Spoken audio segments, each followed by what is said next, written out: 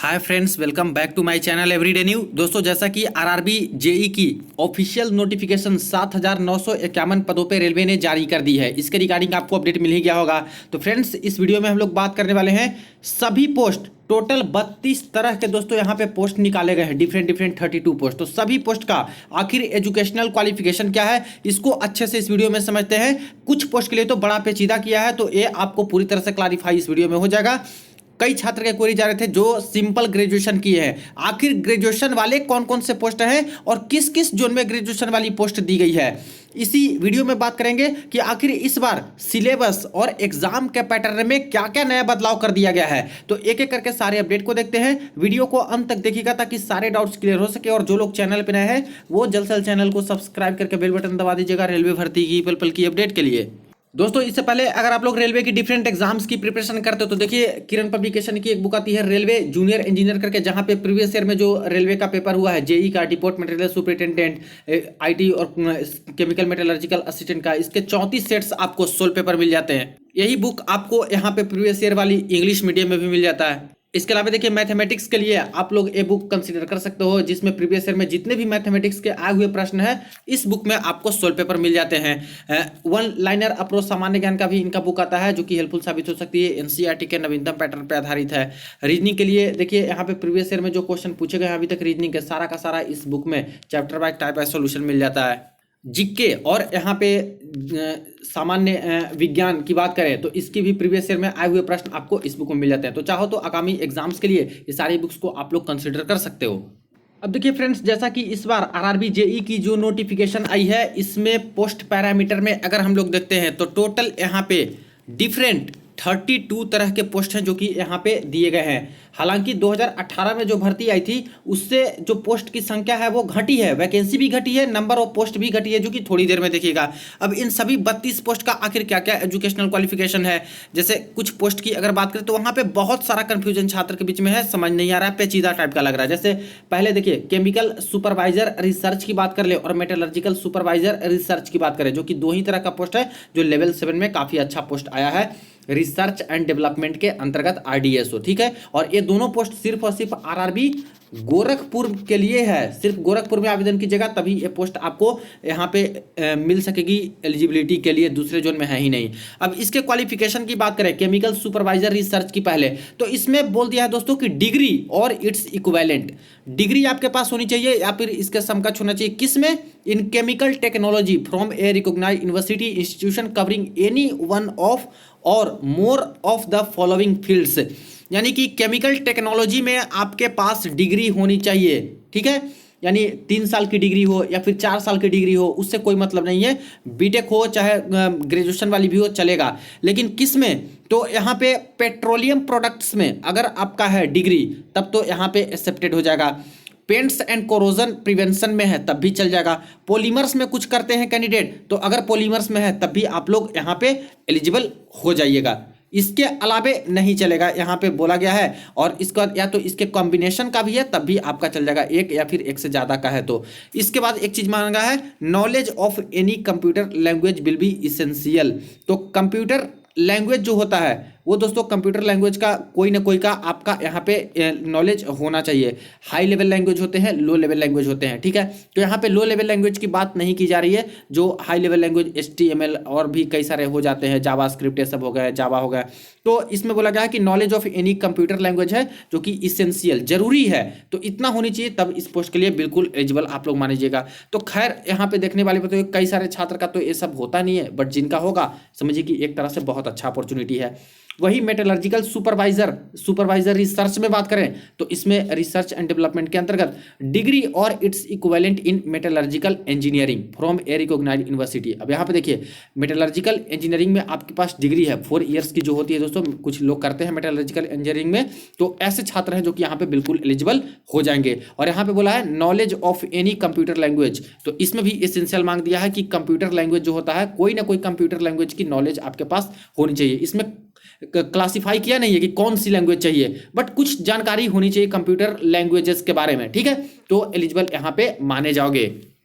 पहले क्या था फ्रेंड्स, ये जो पोस्ट था केमिकल सुपरवाइजर रिसर्च का, इसमें एमएससी केमिस्ट्री में या फिर अप्लाइड केमिस्ट्री जिनका रहता था ठीक है, एमएससी जिनका रहता था उनका भी चल जाता था, लेकिन अभी ऐसा नहीं है, अभी बिल्कुल अलग यहाँ पे मांग रहे हैं। तो इस बात का ध्यान आप लोग दीजिएगा, जिनके पास ये चीज़ें हैं वो यहाँ पे आवेदन कर सकते हैं। चलिए अब नेक्स्ट पोस्ट की ओर बढ़ते हैं, जो कि यहाँ पे आ जाता है इलेक्ट्रिकल का। अब देखिए इलेक्ट्रिकल में बहुत तरह का आपको पोस्ट नजर आएगा, junior engineer electrical, junior engineer electrical general service, EMUTRS design, इसी तरह से TRD वर्कशॉप ब्रिज, ठीक है, सॉरी ये तो सिविल का चला गया। तो इतने तरह के पोस्ट हैं जो कि इलेक्ट्रिकल में निकले हैं। इन सभी पोस्ट के लिए आप लोग एलिजिबल हो जाते हो अगर आपके पास ये क्वालिफिकेशन है, यानी 3 इयर्स की डिप्लोमा या फिर 4 इयर्स की BE BTech आपके पास है। किस में? मैकेनिकल, इलेक्ट्रिकल, इलेक्ट्रॉनिक्स इंजीनियरिंग में, तब आप लोग यहाँ पे, या फिर इसके सब स्ट्रीम में कॉम्बिनेशन में है तब भी।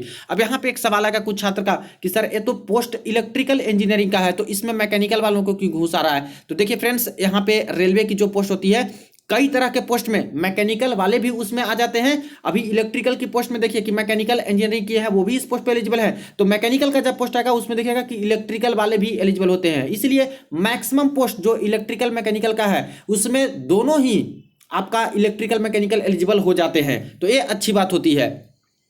तो यहाँ पे देख लिया आप लोगों ने कि मैकेनिकल वाले, इलेक्ट्रिकल वाले, इलेक्ट्रॉनिक्स इंजीनियरिंग वाले या फिर इसके सब कॉम्बिनेशन वाले हैं तब भी इसके लिए बिल्कुल एलिजिबल हो जाएंगे। 3 इयर्स की डिप्लोमा है या फिर 4 इयर्स की BE BTech हो तब भी एलिजिबल हो। एक सवाल आता है लैटरल एंट्री का कि लैटरल एंट्री से डिप्लोमा मैंने किया है, क्या एलिजिबल है? तो देखिए प्रीवियस ईयर 2018 में दोस्तों लैटरल एंट्री वाले का यहाँ पे सिलेक्शन हुआ है, कुछ लोग जॉब भी कर रहे हैं, यानी कि एक्सेप्ट करते हैं तभी तो उनकी जॉब लगी है। तो लैटरल एंट्री यहाँ पे एक्सेप्टेड होगा। प्रीवियस के डेटा के अकॉर्डिंग मैं बता रहा हूं, बाकी देखिए फॉर्म फिलअप होता है उस समय सारा कुछ क्लैरिफिकेशन वो लोग देंगे, फॉर्म आवेदन का लिंक होगा तो, ठीक है। इसके बाद आगे देख लेते हैं हम लोग इंजीनियरिंग। अब इंजीनियरिंग जहां जहां लिखा है ये सिविल का बात कर रहा है, देखिए सिविल इंजीनियरिंग की, ठीक है, कोई दूसरा का नहीं। तो इसमें भी बहुत तरह के पोस्ट है, PVA हो गया, इसके बाद डिजाइन ड्राइंग एस्टिमेशन हो गया, इसके बाद जूनियर इंजीनियर वर्क्स हो गया, वर्क्स रिसर्च का हो गया, सिविल में हो गया, इसके बाद सिविल वर्कशॉप हो गया। इसी तरह से नीचे देखा जाए तो यहाँ पे आपका सिविल वर्कशॉप में ट्रैक मशीन का हो गया। तो बहुत तरह का पोस्ट आपको नजर आ जाएगा। ट्रैक मशीन का तो थोड़ा अलग हो जाता है, इसको हम लोग छोड़ देते हैं। यहाँ तक 14 तक देखिए, तो यहाँ पे ये सब पोस्ट है इंजीनियरिंग के अंतर्गत जो कि सिविल वालों के लिए खास करके है। तो इसमें देखा जाए तो मांगा जा रहा है 3 years diploma in civil engineering. तो 3 इयर्स डिप्लोमा है या फिर दोस्तों 4 ईयर का BE BTech है तो एलिजिबल हो, इन सारे के सारे पोस्ट के लिए एलिजिबल हो जाओगे।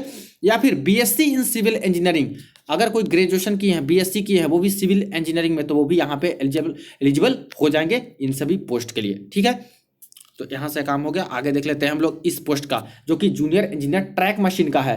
अब ये अलग से है इंजीनियरिंग डिपार्टमेंट के अंतर्गत। अब ट्रैक मशीन में देखिए क्या क्या एलिजिबिलिटी ये लोग रखे हैं। सबसे पहले 3 इयर्स डिप्लोमा इन मैकेनिकल, अगर मैकेनिकल इंजीनियरिंग में किए हो तब भी दोस्तों ट्रैक मशीन वाली पोस्ट आपको मिल सकती है अगर मेरिट में आते हो तो इसके लिए बिल्कुल एलिजिबिलिटी रखते हो। प्रोडक्शन वाले भी बिल्कुल एलिजिबल हैं, ऑटोमोबाइल इंजीनियरिंग वाले भी एलिजिबल हैं, इलेक्ट्रिकल वाले भी बिल्कुल एलिजिबल हैं, इलेक्ट्रॉनिक्स वाले भी एलिजिबल हैं, इंस्ट्रूमेंटेशन एंड कंट्रोल इंजीनियरिंग वाले भी एलिजिबल हैं, और इसमें से कोई सब कॉम्बिनेशन आपके पास है तब भी आप लोग यहाँ पे एलिजिबल हो। तो मेनली देखा जाए तो इन सभी ब्रांचेस से अगर आप लोग डिप्लोमा या फिर BTech किए हो तब जूनियर इंजीनियर ट्रैक मशीन वाले पोस्ट के लिए एलिजिबल हो फॉर्म भरने के लिए। नेक्स्ट आ जाते हैं हम लोग मैकेनिकल के अंतर्गत। तो देखिए मैकेनिकल का भी कई तरह का पोस्ट है, mechanical CNW, design workshop, mechanical power, इसके बाद मैकेनिकल डिजाइन, इसके बाद मेटलर्जिकल असिस्टेंट। तो ये तो CMA वाला हो गया, CMA का इसका अलग है। तो यहाँ तक देखिए आप लोग 22 तक, 16 से 22 जो कि मैकेनिकल इंजीनियरिंग वालों के लिए पोस्ट दी गई है। अब इसमें देखिए 3 इयर्स डिप्लोमा इन मैकेनिकल, तो मैकेनिकल वाला है पोस्ट, तो मैकेनिकल वाले तो एलिजिबल है। इलेक्ट्रिकल देखा यहाँ पे साफ साफ मेंशन है कि इलेक्ट्रिकल इंजीनियरिंग वाले भी हैं तब भी इन सभी पोस्ट पे एलिजिबल हैं। यही मैं बोल रहा हूँ कि जितने भी आपको मैकेनिकल इंजीनियरिंग वाले पोस्ट मिलेंगे उसमें इलेक्ट्रिकल वाले भी बिल्कुल एलिजिबल हो जाएंगे, अगर मेरिट में आते हैं तो उनको जॉब देनी पड़ेगी। और जितने दोस्तों आपका इलेक्ट्रिकल वाला पोस्ट है उसमें भी मैकेनिकल वाले छात्र हैं, वो सारे पोस्ट पे एलिजिबिलिटी यहाँ पे रखेंगे और वो पोस्ट को भी ले सकते हैं मेरिट में आते हैं तो। जैसे ही कोई इलेक्ट्रिकल इंजीनियरिंग वाले फॉर्म भरेंगे, जितने भी पोस्ट मैकेनिकल का है, जितने इलेक्ट्रिकल का है, जो एलिजिबल वाले हैं सारे का सारा आपके सामने खुल के आ जाएगा और सभी को आपको प्रेफरेंस दे देना होगा। अगर इलेक्ट्रिकल इंजीनियरिंग वाले होंगे तो बोलूंगा यही कि इलेक्ट्रिकल वाले पहले यहाँ पे सारा पोस्ट का प्रेफरेंस दीजिएगा, बाद में मैकेनिकल वाले का दीजिएगा। अगर कोई मैकेनिकल इंजीनियरिंग वाले होंगे तो पहले मैकेनिकल वाले सारे पोस्ट का प्रेफरेंस दीजिएगा और बाद में इलेक्ट्रिकल वाले का दे दीजिएगा, जितने जितने पोस्ट पे आप लोग एलिजिबल हो। तो यही सारी चीजें हैं। देखिए मैकेनिकल, इलेक्ट्रिकल, इलेक्ट्रॉनिक्स, मैन्युफैक्चरिंग वाले भी एलिजिबल हैं, प्लस मेकाट्रॉनिक्स वाले भी इन सभी पोस्ट पे एलिजिबल हैं। इंडस्ट्रियल वाले पे इंडस्ट्रियल इंजीनियरिंग एलिजिबल, मशीनिंग वाले एलिजिबल, इंस्ट्रूमेंटेशन एंड कंट्रोल वाले भी एलिजिबल, टूल्स एंड मशीनिंग वाले भी एलिजिबल हो जाएंगे, टूल्स एंड डाई मेकिंग वाले भी एलिजिबल हैं, ऑटोमोबाइल इंजीनियरिंग वाले भी एलिजिबल है, प्रोडक्शन इंजीनियरिंग वाले भी यहाँ पे एलिजिबल हैं, या फिर इसके कोई सब स्ट्रीम से की हो तब भी आप लोग एलिजिबल हो। तो मैकेनिकल में बहुत तरह का आपका जो ब्रांचेज है, इलेक्ट्रिकल का इंक्लूडिंग करके यहाँ पे काफी सारे लोग हैं जो कि आवेदन कर पाएंगे। इसी तरह से यहाँ पे एक पोस्ट है दोस्तों, केमिकल एंड मेटलर्जिकल असिस्टेंट। अब जो ग्रेजुएशन वाले छात्र हैं उनका पिछले 2-3 वीडियो में कमेंट्स आ रहा था कि सर कोई ग्रेजुएशन की पोस्ट है और है तो किस किस जोन में है और क्या आवेदन कर पाएंगे कि नहीं, क्या मांगा जाता है। तो देखिए एक ही तरह का पोस्ट है दोस्तों जो कि केमिकल एंड मेटलर्जिकल असिस्टेंट है, जो कि नॉर्मल ग्रेजुएशन अगर किए हो साइंस से वो आवेदन कर सकते हैं। लेकिन इसमें कुछ क्राइटेरिया है। इसमें मांगा गया है bachelors degree in science with physics and chemistry, यानी बीएससी तो आपका होना चाहिए, ठीक है। प्लस इसमें दोस्तों आपकी जो बीएससी होनी चाहिए फिजिक्स प्लस केमिस्ट्री होनी चाहिए, या तो तीनों साल आपका फिजिक्स केमिस्ट्री होना चाहिए तो चल जाएगा, या तो 4 साल की आपके पास डिग्री हुई है बीएससी का, कुछ कॉलेज 4 साल का भी कराते हैं, तो वहां पे भी फिजिक्स केमिस्ट्री आपकी होनी चाहिए। कम से कम दोस्तों मान के चलिए कि आपका 1 या 2 साल के लिए फिजिक्स केमिस्ट्री साथ में होनी चाहिए। कोई दूसरा भी सब्जेक्ट है लेकिन फिजिक्स केमिस्ट्री आपका 2 साल रहा है तभी आप लोग एलिजिबल हो। जैसे सवाल आता है कि सर मैथमेटिक्स ऑनर से हूं, मेरा फिजिक्स केमिस्ट्री था ग्रेजुएशन में, तो अप्लाई कर सकता हूं? बिल्कुल आवेदन कर सकते हो, क्योंकि यहाँ पे ये नहीं बोला कि किसी पर्टिकुलर सब्जेक्ट में ही बीएससी, फिजिक्स और केमिस्ट्री बस होनी चाहिए आपके ग्रेजुएशन में, चाहे 2 साल रहे चाहे 3 साल रहे, उससे ज्यादा मतलब नहीं है, ठीक है। और एक चीज और क्राइटेरिया है कि मिनिमम 45% मार्क्स आपका जिस यूनिवर्सिटी की हो वहां पे इसमें होनी चाहिए, किसी भी SC ST OBC सभी के लिए 45%। तो नॉर्मल ग्रेजुएशन के लिए बस बीएससी वाला यही पोस्ट है, chemical and metallurgical assistant level 6 के अंतर्गत। इसके बाद नेक्स्ट आ जाते हैं हम लोग यहाँ पे जूनियर इंजीनियर डीजल इलेक्ट्रिकल में और junior engineer diesel electrical workshop में। अब ये जो पोस्ट है इसमें देखिए 3 इयर्स डिप्लोमा इन मैकेनिकल, इलेक्ट्रिकल, इलेक्ट्रॉनिक्स इंजीनियरिंग, यानी कि इन 3 में से कोई एक में से आप लोग किए हो तो बिल्कुल भी आप लोग यहाँ पे इस पोस्ट के लिए एलिजिबल हो जाइएगा, जूनियर इंजीनियर डीजल इलेक्ट्रिकल और junior engineer diesel electrical workshop के लिए, ठीक है। तो यहाँ पे क्लियर हो गया।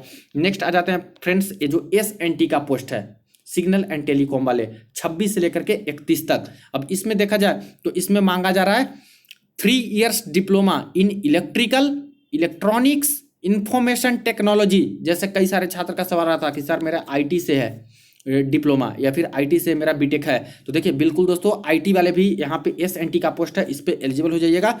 कम्युनिकेशन इंजीनियरिंग से जो है वो भी इस पोस्ट पे एलिजिबल है। कंप्यूटर साइंस एंड इंजीनियरिंग, ठीक है, तो कंप्यूटर साइंस एंड इंजीनियरिंग वाले भी बिल्कुल इस पोस्ट के लिए आवेदन कर पाएंगे। कंप्यूटर साइंस से जो डिप्लोमा लिए हैं या फिर BE बीटेक किए हैं वो भी एलिजिबल हैं। कंप्यूटर इंजीनियरिंग से भी जो डिप्लोमा या फिर बीटेक किए हैं वो भी एलिजिबल हैं, और या तो इसके सब कॉम्बिनेशन से भी आपका है तब भी एलिजिबल है। तो इतने सारे ब्रांचेस से अगर आप लोग किसी एक में भी आप लोग कर रखे हो तो SNT वाला पोस्ट है जो कि आपके लिए है। अब देखा जाए तो इलेक्ट्रिकल वाले जो छात्र हैं SNT वाली भी पोस्ट ले सकते हैं, मैकेनिकल वाली भी ले सकते हैं और अपनी इलेक्ट्रिकल का तो ले ही सकते हैं। इसी तरह से देख रहे हो आप लोग इलेक्ट्रॉनिक्स वाले के लिए भी हो जाता है, इलेक्ट्रिकल वाले भी पोस्ट ले सकते हैं और ये वाली भी पोस्ट पे जा सकते हैं, ठीक है। तो नेक्स्ट सबसे लास्ट वाला जो आपका है 32 नंबर का है दोस्तों, वो है डिपोट मटेरियल सुपरिटेंडेंट। अब ये ऐसा पोस्ट है फ्रेंड जो कि सारे के सारे छात्र के लिए, सारे कैंडिडेट के लिए यहाँ पे है। 3 years diploma in engineering in any discipline from a recognised university और इंस्टीट्यूशन। साफ साफ बोला है कि 3 साल का डिप्लोमा अगर आपके पास है, किसी भी सब्जेक्ट में है, हमें कोई लेना देना नहीं है, ठीक है, कोई परसेंटेज की चर्चा नहीं है, आप लोग इस पोस्ट पे आ सकते हो, क्योंकि ये पोस्ट स्टोर डिपार्टमेंट का होता है तो इसमें कोई खास मांगा नहीं जाता है। इसलिए किसी भी सब्जेक्ट से आप लोग, किसी भी ब्रांच से आप लोग डिप्लोमा किए हो, डिपोट मटेरियल सुपरिटेंडेंट पोस्ट आपके लिए काफी अच्छी पोस्ट मानी जाती है फ्रेंड्स। तो ये पोस्ट के लिए आप लोग एलिजिबल हो जाते हो। यानी एक इलेक्ट्रिकल इंजीनियरिंग वाले भी है, ये भी इसके लिए एलिजिबल हो जाएंगे, यानी कि पोस्ट प्रेफरेंस डाल सकते हैं फॉर्म भरते समय। मैकेनिकल वाले भी डाल सकते हैं, कोई भी डाल सकते हैं, और इसकी पोस्ट ठीक ठाक आई है। इसी तरह से अगर 4 साल का बीई बीटेक है किसी भी सब्जेक्ट में, किसी भी ब्रांच में, तब भी आप लोग के लिए ये पोस्ट है, इसमें आप लोग एलिजिबल हो जाएगा। अब यहीं पे सवाल आएगा कि सर ग्रेजुएशन वाले क्या यहाँ पे आवेदन कर पाएंगे? तो नहीं फ्रेंड्स, ग्रेजुएशन नहीं लिखा है, सिर्फ डिप्लोमा लिखा है, और in lieu of diploma B E B Tech तो बिल्कुल एलिजिबल होते ही हैं आरआरबी जेई में, इसलिए डिप्लोमा और बीई बीटेक वाले इस पे एलिजिबल हैं, ग्रेजुएशन वाले इस पोस्ट पे एलिजिबल नहीं पाए जाते।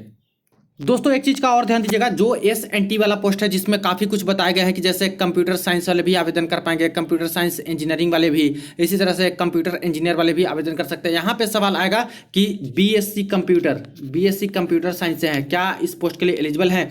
तो देखिए फ्रेंड्स, यहाँ पे सिर्फ 3 इयर्स डिप्लोमा और बीई बीटेक की बात कही जा रही है, यहाँ पे बीएससी का कुछ चर्चा नहीं किया गया है। तो यानी बीएससी कंप्यूटर वाले हो तो एसएनटी वाले पोस्ट पे एलिजिबल नहीं हो।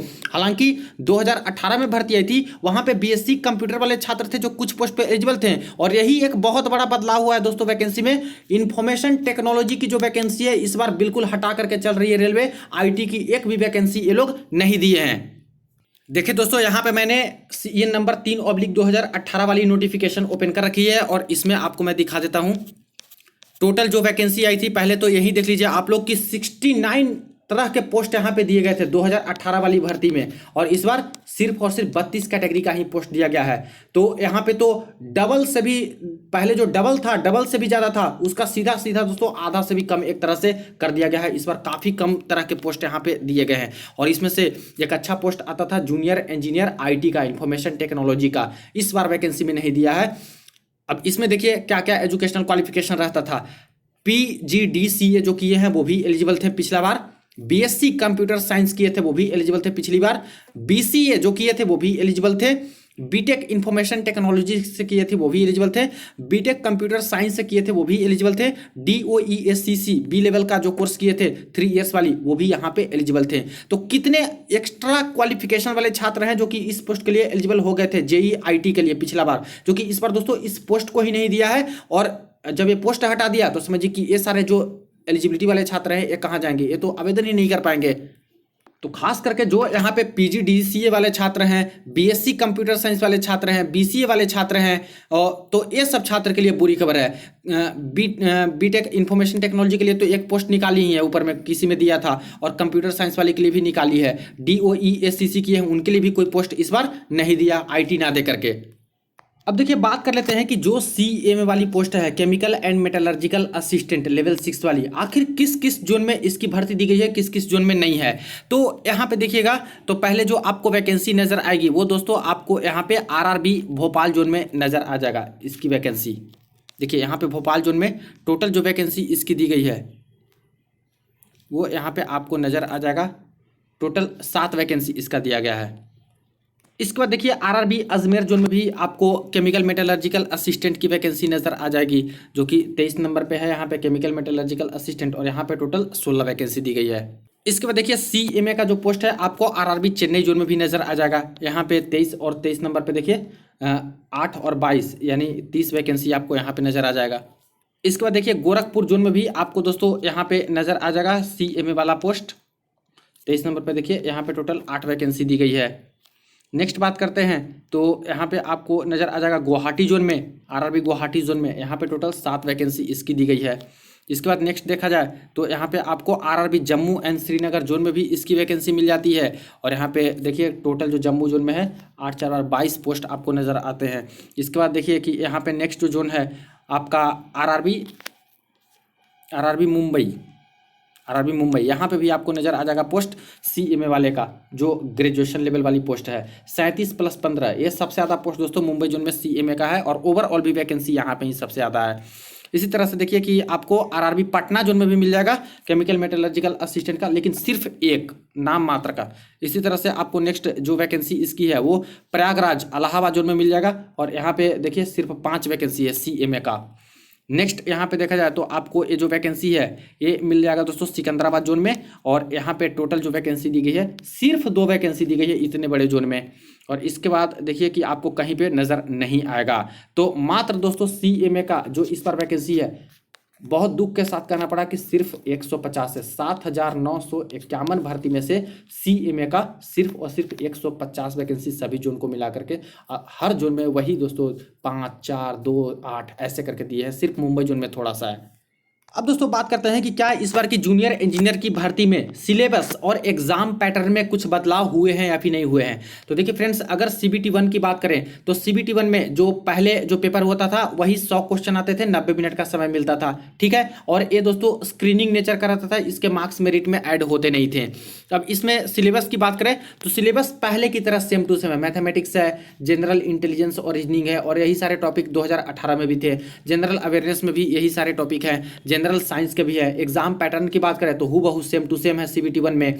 मैथमेटिक्स 30 क्वेश्चन 30 नंबर के, general intelligence reasoning 25 question 25 number के, जनरल अवेयरनेस यानी कि जीके और करंट अफेयर 15 क्वेश्चन 15 नंबर के, जनरल साइंस 30 क्वेश्चन 30 नंबर के, यानी 100 क्वेश्चन 100 नंबर के, 90 मिनट का समय। सेम टू सेम 2018 वाली भर्ती में सीबीटी 1 जैसा हुआ था हूबहू आपको इस भर्ती में देखने को मिलेगा, यानी सीबीटी 1 में नो चेंज। इसी तरह से नेक्स्ट आते हैं सीबीटी 2 में। तो सीबीटी 2 में देखिए यहाँ पे 150 क्वेश्चन देखने को मिलेंगे और 120 मिनट आपको यहाँ पे मिलेगा, जो कि सेम टू सेम ये दोस्तों क्राइटेरिया था 2018 में भी यही थे। और इसके सिलेबस की बात करें तो जनरल अवेयरनेस का जो सिलेबस है वो as it is same to same है 2018 की भर्ती से देखते हो तो। फिजिक्स और केमिस्ट्री भी आता है 10th स्टैंडर्ड का सीबीएसई सिलेबस के अकॉर्डिंग, पहले भी आता था अभी भी आ रहा है। Basic of computer and application पहले भी आ रहा था फ्रेंड्स, इन सभी टॉपिक से अभी भी आ रहे हैं। Basics of environment and pollution control से पहले भी आते थे, अभी भी सेम टू सेम ही सिलेबस फॉलो कर रहा है इस भर्ती में भी। टेक्निकल एबिलिटी में देखिए पहले भी जैसे आपका टेक्निकल एबिलिटी होता है मैकेनिकल वालों का, इलेक्ट्रिकल का और भी इलेक्ट्रॉनिक्स इंजीनियर जो भी आपका सब्जेक्ट है उससे सवाल आते थे, वो सिलेबस भी सेम टू सेम है, कोई बदलाव नहीं। और एग्जाम पैटर्न सीबीटी 2 की बात करें तो एज इट इज सेम है। जनरल अवेयरनेस के 15 क्वेश्चन 15 नंबर के, फिजिक्स और केमिस्ट्री का 15 क्वेश्चन 15 नंबर के, basics of computer and application 10 question 10 number के, basics of environment and pollution control का 10 क्वेश्चन 10 नंबर का, और टेक्निकल एबिलिटी जो आपका मेन सब्जेक्ट है electrical engineering, civil engineering, mechanical या फिर और कुछ से, तो वो आपका यहाँ पे 100 क्वेश्चन 100 नंबर के, यानी टोटल दोस्तों 150 क्वेश्चन 150 नंबर के और 120 मिनट आपको मिलेंगे।